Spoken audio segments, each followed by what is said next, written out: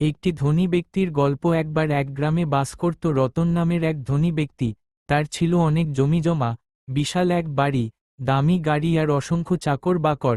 গ্রামে সবাই তাকে সমীহ করত, কারণ তিনি শুধু ধনীই নন, ছিলেন খুব বুদ্ধিমানও।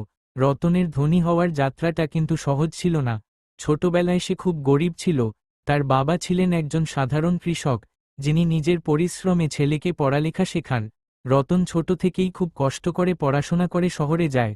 সেখানে একটি ছোট দোকানে কাজ করতে করতে ব্যবসার কৌশল শেখে। একদিন সে সিদ্ধান্ত নেয় নিজের একটা ব্যবসা শুরু করবে।